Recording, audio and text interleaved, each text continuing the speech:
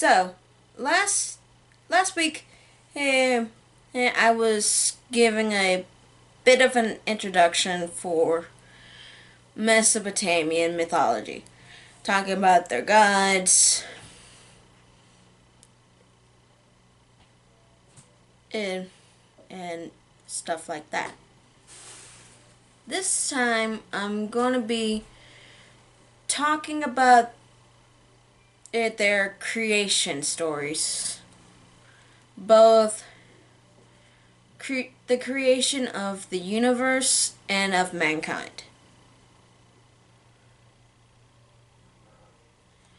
Before the common use of science explaining how the world it is the way it is, there were multiple stories trying to explain how the earth, the stars, the sun, and the universe itself came to be. Every culture in the world has their own creation stories. And sometimes trends tend to there tend to be some similarities between each myth. Today we are going to be looking at a few of Mesopotamia's creation stories. And believe me, there are a lot more. In fact, quite a really, for you, those who are interested in the creation stories itself, I would suggest the Babylonian Genesis. Not only does it have a story I'm going to be talking about in this video, but it also has more shorter ones that more creation stories than what I'm going to be talking about, because unfortunately the other ones that are in the book, good chunks of it are either destroyed or illegible. So a few of these myths we're going to be talking about is Atrahasis and the Epic of Creation. To start, Atrahasis has two parts. Well, what I consider two parts of this story of this myth, because they talk about two different things. There is the creation myth, and there is the flood myth, a part of it. For now, we are mostly going to focus on the creation side of things, and we're going to take the flood part into it, and we'll go back to it once we just go and discuss the other flood myths. Atrahasis starts with the gods complaining to the head god because they were sick of doing all of the physical labor. And so the solution of it was that they create mankind. So the head god had Ea, and a goddess that is mostly known as the mother goddess, create mankind. Now, what they did was they took some clay and killed another god that was apparently rebelling against them. There is no information of what exactly was going on before this point, at least according to Atrahasis. I don't know what exactly this god Ila Wela, only he did something terrible And then, so they killed him, used his blood to mix in with some clay, and created 14 people. 7 men and 7 women. It's quite different than what most people are used to hearing as far as creation and the story of creation goes. Because most people are used to just 2 people being created, not 14. Not only that, but the use of blood of a god that was slain for this purpose. So anyway, there was a flaw in this creation which kind of goes into the flood myth part of this story, because the gods, when they created mankind in Atrahasis, they did not think of mortality. And so, according to Atrahasis, the only way for humans to die were on purpose by the gods through famine, floods, disease. According to Atrahasis, we couldn't just die of old age, which was strange. It's something that wasn't really a thing until the end of Atrahasis. And there's more to the story, but again, it goes into the flood myth part. So I'm gonna be leaving that for when I go over flood myths.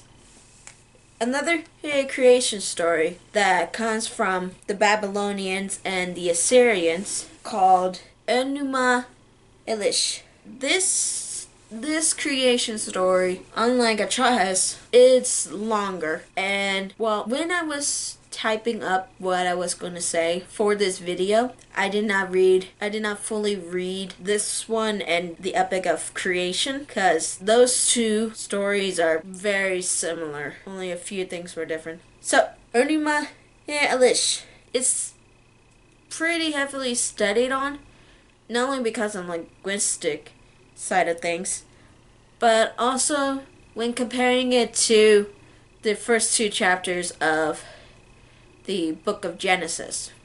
So, this is how the myth starts.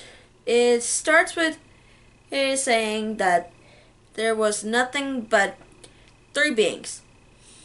2 gods and a goddess. The gods being Apsu and Mumu and Tiamat. Apsu and Tiamat represented seawater and freshwater, while their son, who is Mumu, Mummu, he represented water vapor. From Apsu and Tiamat came 2 different sets of twin gods. One being Lahemu and Lahamu, and the other being Anshar and Kishar. From Anshar and Kishar came many of the gods, including Anu. And from Anu came Nudimud, which is another name for the god Ea. So I will now be referring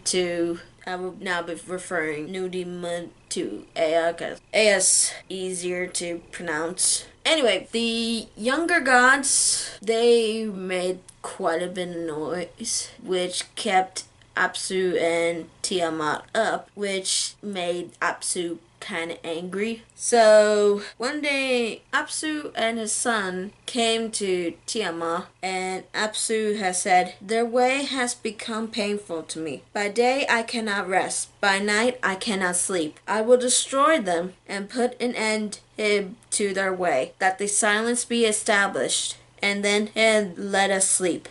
Tiamat, while disturbed by the noise the younger gods were making, did not want to outright kill them, since they could be traced back to her when it comes to their family tree. So she doesn't want to kill them. But Apsu, despite Tiamat's protest, would rather go with his plan of killing the younger gods. However, Ea heard what he was planning, so killed Apsu and Mumu before they could continue with their plan. So Since Ea had killed Apsu, some time had passed, which Ea built a sort of place for the gods to live and named it Apsu as well. So if you ever read any of their myths, there will be mentions of an Apsu, but not referring to the god, rather referring to this place Ea built. So after he builds the Apsu, from Ea came his son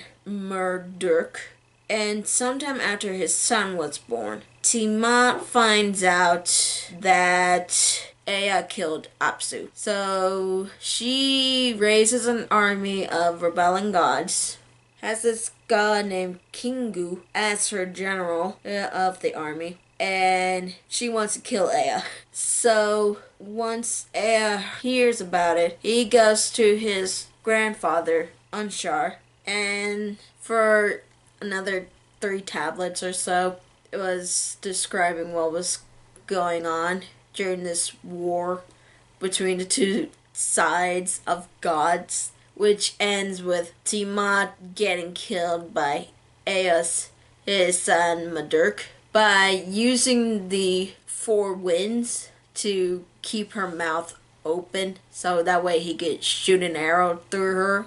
And then they captured the other rebelling gods, and Murderk had split Tiamat's body in half, used half of her body to create the earth, the other half to create the sky. And the next tablet after that is basically describing how everything else was creating, like the moon, the sun, and all that.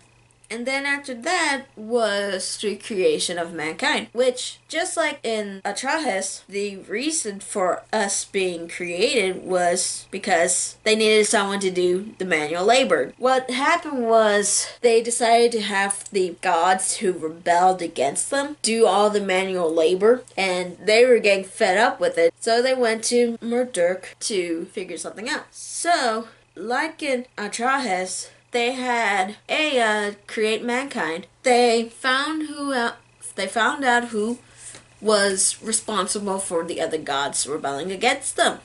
And so they killed Kingu, set the other rebelling gods free, and used Kingu's blood to create mankind. So, like I said before, the epic of creation very much reads just like Enuma Elish. There were a few details changed, like it was just Apsu and Tiamat in beginning, but just like in Enuma Elish, they still represented seawater and fresh water. The god that Murderk used to create mankind, instead he kills still the same god, it's just his name is now Kingu. Just a letter change at the beginning. That was it. So his blood was used to create mankind. So other than a few details changed, it's the same. But it is still interesting to read through, because it's just interesting to read through. But as for why they were called different things, I'm not sure why. So, the point of interest with these myths is in comparison to for most people, comparing it to the first 2 chapters of the book of Genesis. These 3 myths that I've just talked about in this video, they are a lot more violent than the first 2 chapters of Genesis. The most violent, from my understanding with the first 2 chapters of Genesis, is the most violent it gets is really when God uses one of his ribs, for one of Adam's ribs, in order to create Eve. Even though he was sleeping, I'm pretty certain that They're really violent. To take someone's rib out of their body. However, particularly Unima Elish and the Epic of Creation, there is a whole war in those stories. I mean, by the end of both myths, there are 4 gods dead. Well, 3 gods and a goddess dead, but still. One of which is used one of which the body is used to create the earth and the sky and everything in the universe. The other used to create mankind. And even though Atrahasis doesn't get as violent as Unima Elish, they still use the blood. They still kill a god and use his blood to create mankind. So yeah, they get really violent. So, despite how violent they get, it was still really interesting to go reading these myths. This honestly was a learning experience for me. I've only read a few of Mesopotamian myths before I started doing this. I mean, I love mythology so much. Ever since I was in elementary school.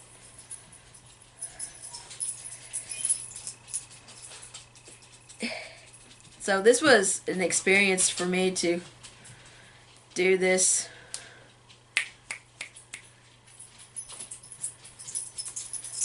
And to read through these myths, take notes on them. So, for the next video, I have not fully decided what I'm going to do. I'm either going to be talking about a goddess who goes down to the underworld and pretty much threatens to create zombies and pretty much raise the dead. I'm split between that or talking about flood myths. It honestly depends on which I get done first. So that was creation stories of Mesopotamia. What kind of stories do you guys want to find out about? Go ahead and leave it in the comments. Let's see, subscribe, like and subscribe, and definitely let me know if there's any particular mythologies you want to know more about. Let me know.